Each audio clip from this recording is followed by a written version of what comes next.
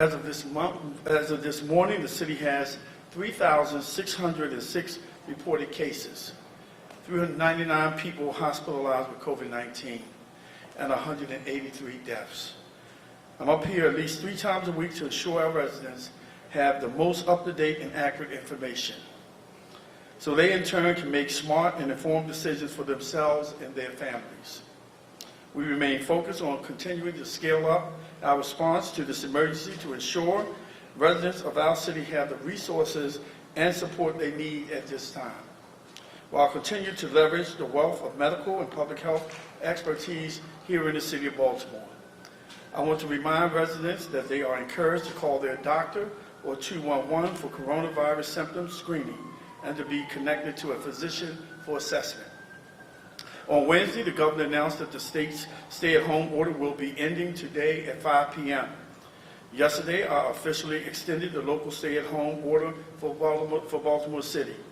This means that all residents are required to remain at home unless they have to go out for an essential job or task. Baltimore City's reopening must and will be guided by the data and science. That is the only way I can responsibly tell residents that it is safe for them to return to normal activities even while maintaining social distancing.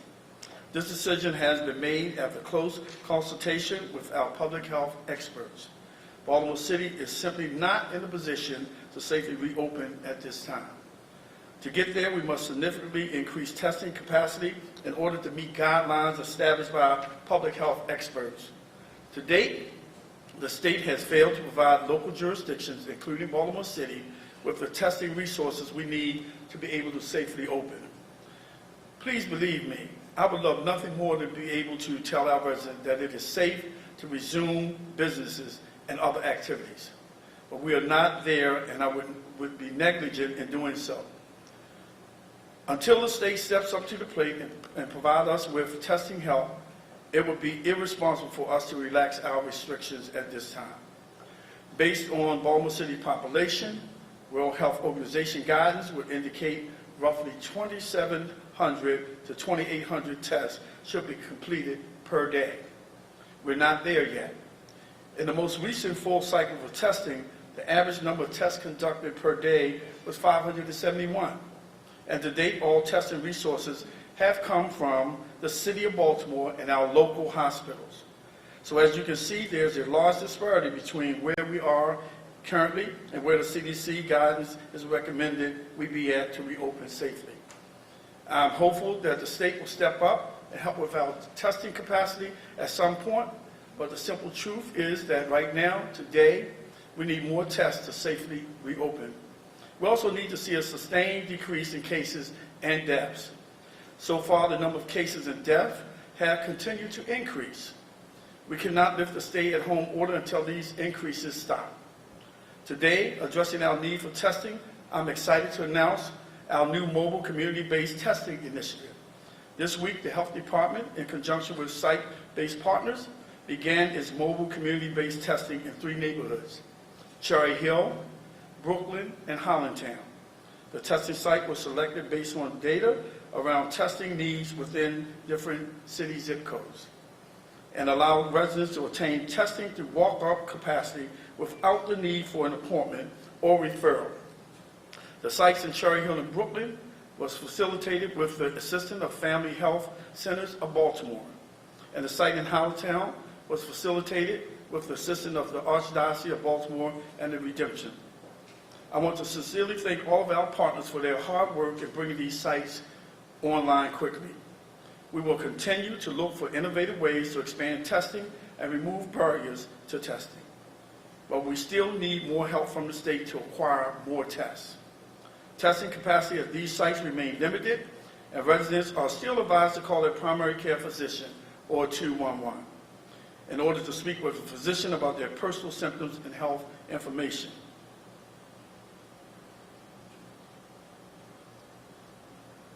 I know I probably sound like a broken record, because I know I do, because I keep saying the same message every week, but it's that important.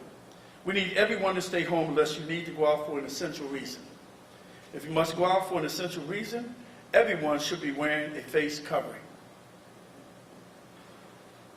This covering isn't for you. It is to protect everyone you come in contact with. It represents that you care about your fellow residents and their well-being. And I want to thank the majority of Baltimoreans who have heeded the warning and followed the guidance.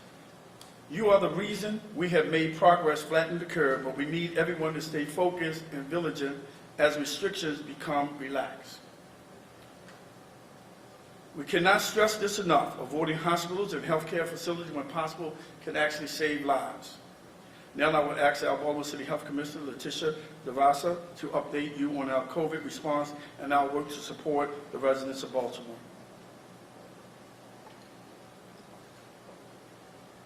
Good afternoon. Thank you, Mayor Young, for your leadership during these difficult times. I also want to echo my appreciation for our partners, the Family Health Centers of Baltimore and the Archdiocese of Baltimore, for their support at our newly launched mobile testing sites. As a reminder, Baltimore City's stay-at-home order is still in effect. Please do not leave your home except for an essential reason. Please practice social distancing from others when you're out, and wear a face cloth covering when entering a public area such as a grocery store or pharmacy. As I mentioned yesterday, for Baltimore City to safely lift its stay-at-home order, we need to have accurate community transmission data, which requires Baltimore City to have access to adequate testing. This means we need to have enough test kits to be able to test anyone in Baltimore City who is showing symptoms of COVID and anyone else deemed appropriate for testing by the health department due to their profession or living arrangements. Extrapolating testing needs from the World Health Organization, Baltimore City would need to see an average of 2,700 to 2,800 tests per day. We are currently averaging 571 tests per day. The fact remains that not enough tests have been made available to Baltimore City, a situation shared by many other Maryland jurisdictions. Until we have received more test kits from the state, it is very difficult to gather the accurate information necessary to plan for a safe reopening of our city. Despite this testing shortage, today I'm pleased to announce that in addition to our 3 community-based testing sites at Pimlico, Druid Hill Park, and Clifton Park, the Baltimore City Health Department, in conjunction with partners, will begin offering COVID-19 tests at mobile neighborhood-based clinics for Baltimore City residents. As a part of our initiative to expand testing across the city, residents who are going to these sites will not need a doctor's referral or appointment to receive a test. Instead, testing will be offered on a first-come, first-served basis while testing supplies last. This week, we were able to provide over 150 tests on Tuesday and Thursday to residents in the Brooklyn and Cherry Hill neighborhoods, and we provided additional testing to our Highlandtown neighborhood today, with plans to expand to other sites around the city as more tests become available. The selection of these mobile testing sites is based on our analysis of testing and case data in communities, as well as access to healthcare within a community. While again we are excited to begin offering tests at these sites, the number of tests remains very limited.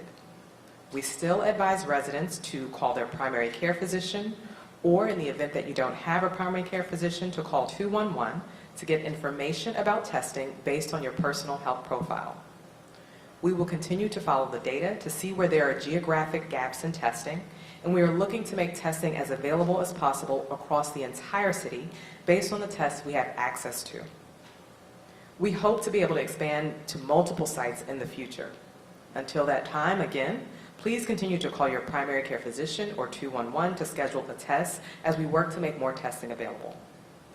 Additionally, to consider lifting Baltimore City's stay-at-home order, our contact tracing efforts need to see full participation from Baltimore City residents. If you receive a call from a contact tracer at the Baltimore City Health Department or the Maryland Department of Health, please take it seriously.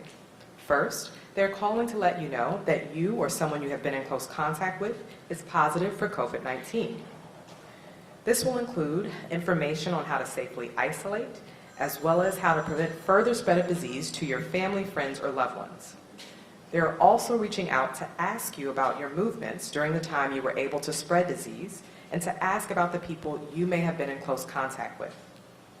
Our team is reporting that some residents are choosing not to answer the call or refusing to provide the information being asked.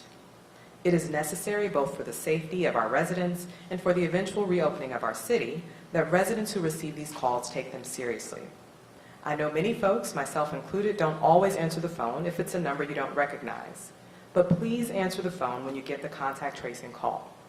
Please answer the questions honestly and be sure to provide the information that our contact tracers are asking for.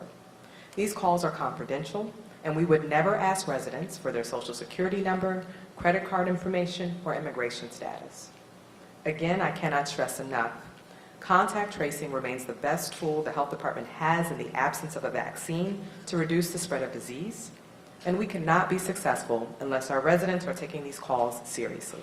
Thank you. Thank you, Dr. Zavasa. Next, I will have Commissioner Harrison come up and discuss public safety with the city stay-at-home order extending. Thank you, Mr. Mayor. We are asking that all the residents of Baltimore, all the businesses of Baltimore, please adhere to the mayor's stay-home directive. The Baltimore Police Department will respond to all calls and all complaints of non-compliance. Members of the Baltimore Police Department will document the non-compliance through the use of our body-worn camera recordings. And if and when we find scenarios of non-compliance, the Baltimore Police Department will consult with the city's law department to determine the appropriate violation and take the appropriate enforcement action at the appropriate time. But we are asking for voluntary compliance, and we will be responding to all calls to document any situations of non-compliance. Thank you very much. Finally, I want to take a moment to address the food need in Baltimore City. We are 2 months into COVID-19 state of emergency in Baltimore City, and 1 month into our expanded COVID-19 emergency food strategy. As of today, we have provided 2 million meals to Baltimore residents at 249 sites. And I have personally had the pleasure of working side by side with city employees, volunteers, and partner organizations. I am truly humbled by how Baltimore has come together to meet the pressing and critical needs of food insecurity in our city. Our COVID-19 emergency food response is informed by data, driven by the community, and rooted in commitment to minimize hunger in Baltimore during this pandemic. I promise that we will minimize hunger during the pandemic, and that's exactly what we are doing. This has been a huge lift for the city of Baltimore. Our COVID-19 emergency food response has required the hard work, collaboration, and dedication of dozens of our city agencies, nonprofit, community, and corporate leaders, and hundreds of volunteers. Can't leave out the volunteers. We cannot do this work without all of you. You make it possible, and you make our efforts effective and strategic. I want to personally thank the real force behind the strategy. Our leaders and staff in the planning department, where y'all at? Raise your hand, planning department. General services, where y'all at? You here? Okay. Housing, the Department of Health, Recs and Parks, Transportation, and Children and Family Success, and many other agencies. And I cannot forget our great partners at the Maryland National Guard. Thank you for all of your service and your hard work. I truly appreciate your tireless work on behalf of our residents and your dedication and commitment to our city. So thank you to all who are helping us meet our city's vast and diverse food needs.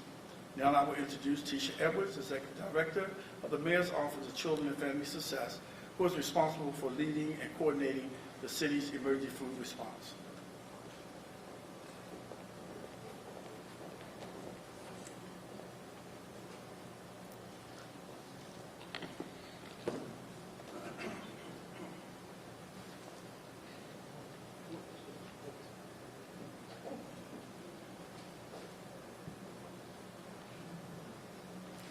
Thank you, Mayor Young. In mid-March, life changed in Baltimore and around the country. So when schools closed on a Friday, and the city had to make sure that by Monday we could continue to meet the critical need of providing meals to our children, we tapped into existing meal programs for youth and older adults to distribute meals as broadly as possible starting that Monday. In the first 30 days, the city and its partners distributed 700,000 meals. And although this was an encouraging start, we knew we had to do much more to reach the full need of Baltimore. So entering month 2 of the city's state of emergency, we launched an expanded COVID-19 emergency food strategy. We are now entering month 3 and making rapid progress to fully implement all elements of the emergency food response, starting with meal distribution. Through Wednesday, May 13th, we have served 2 million meals to Baltimore residents. A number of factors have driven the increase. We more than doubled the number of community and older adult meal sites and ramped up home meal delivery to older adults through contracts with Meals on Wheels and the Salvation Army. And through our partnership with World Central Kitchen, we are able to provide meals to children, adults, and families at 10 schools during the week and downtown on Saturdays. This Saturday, World Central Kitchen will expand its reach into the community with additional sites at Baltimore City Community College on the west side and Johns Hopkins University Eastern High School in East Baltimore.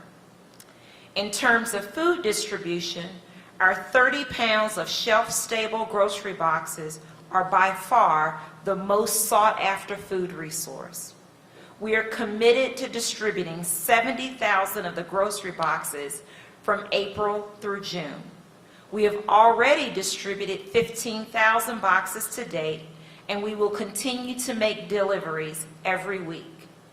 The Maryland National Guard provides critical logistical support by delivering the boxes to our public distribution sites. And now, through a new partnership with Amazon, we can deliver boxes to residents who are homebound due to COVID-19 at no cost to the city. Amazon has 7,000 Maryland employees. The majority are Baltimore residents. In the last 2 months, Amazon has hired more than 7,600 temporary employees across the state to meet the growing delivery demand. I am happy to say that we have with us here today the site leader of Amazon's Baltimore City Fulfillment Center. He's going to share a few words. It is my pleasure to introduce Harkirat Serene. Come on up. Thank you. Good afternoon, everyone. My name is Harkirat Serene, and I'm proud to be here today to represent all of the Amazon employees who work across Maryland, including the 7,000 full and part-time employees that we've hired in the past 2 months to meet the increase in demand due to COVID-19. Amazon is committed to giving back to the communities where our associates live and work. We believe that every member of the Baltimore community deserves access to necessities like food, shelter, and other resources to achieve their best futures. We're thankful for the opportunity to partner with Mayor Young, the City of Baltimore, and Maryland Food Bank, and the ability to utilize our Amazon Flex delivery network to get prepackaged foods and shelf-stable groceries directly to Baltimore residents who are disproportionately impacted by COVID-19. Over the past few years, we've been honored to support multiple organizations who call Charm City home, including Maryland Food Bank, United Way of Central Maryland, Journey Home, Baltimore City Public Schools, Johns Hopkins Children's Hospital, and the Maryland SPCA, to name a few. As COVID-19 has impacted our community, our top priority is the well-being and safety of our employees, communities, and customers.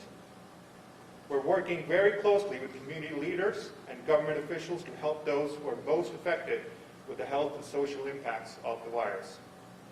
Since the beginning of March, Amazon has donated more than 17,000 items to organizations like the Big Daddy Family Center, the Boys and Girls Club, the Movement Team, and the United Way of Central Maryland, just to name a few. We have donated more than 4,000 items, including 6,500 pounds of pet food to the Maryland Society for the Prevention of Cruelty to Animals. supporting more than 500 pets during the pandemic. At Amazon, we are proud of the special relationship we've built with the Maryland Food Bank.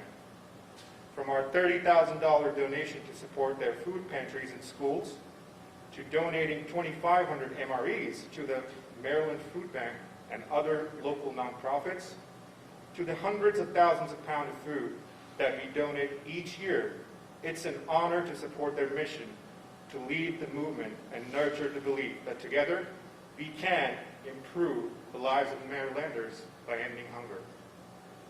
Since March, we have donated more than 25,000 pounds of food to the Maryland Food Bank, and we will continue to support their efforts in this community and beyond. Thank you.